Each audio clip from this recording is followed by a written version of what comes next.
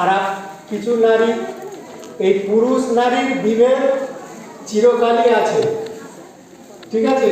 যে পুরুষরা বলে যে আমরা ঘরেতে নিপীড়িত, আর মহিলারা বলে পরিবারে আমরা শোষিত। এইটার লড়াই চিরকালই চলছে।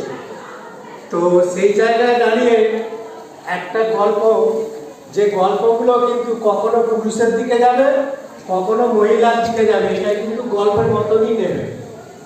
তো 75 বছরের একটি দম্পতি, মানে হাজবেন্ডের বয়স 75 আর স্ত্রীর বয়স হচ্ছে 70। তো এলআইসি করা ছিল, এলআইসি ম্যাচিওর হয়েছে। তো এলআইসি ম্যাচিওর হওয়ার ফলে এলআইসি অফিস থেকে কিছু তরুণ দুটো অফিসার তাদের বাড়িতে এসে বলেছেন যে আপনাদের এলআইসি ম্যাচিওর হয়েছে, তো আপনাদের এই এলআইসি ম্যাচিওরের চেকটা আপনাদেরকে দিতে এসেছে। বলেছে আসুন আসুন বসুন।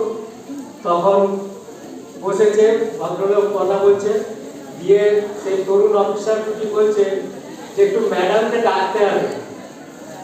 তখন ওই পুরুষবাবু ডাকছেন তার স্ত্রীকে যে ডার্লিং তুমি একবার বাইরে এসো। তখন তার স্ত্রী এলো, বাইরে এলো। তরুণ অফিসার বললেন যে আপনাকে এখানে একটা সই করতে হবে। সই করলো, চলে গেল। সই টই করার পর চেক কেটেছেন, যেহেতু ওই স্ত্রীর নামে পলিসি। তখন ওই তরুণ অফিসার দুটো বলেছে যে স্যার একবার আমরা ম্যাডামকে আরেকবার আসতে বলুন।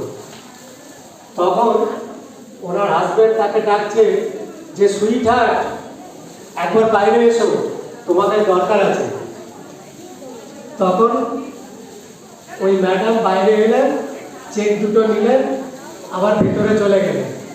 দিয়ে তরুণ অফিসার তারা একটু অবাক হয়ে গেছে যে কি ব্যাপার, যে 75 বছর বয়সে দাম্পত্য জীবনে এত মধুর সম্পর্ক, এই রসায়নটা কি।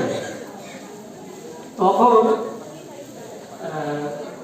হাজবেন্ডকে সেই তরুণ অফিসার জিজ্ঞাসা করতে একটু আর চোখে রান্নাঘরের দিকে তাকিয়ে দেখলো যে স্ত্রী দেখছে কিনা। আসলে না, এত বছর থেকে ওর নামটাই আমি ভুলে গেছি।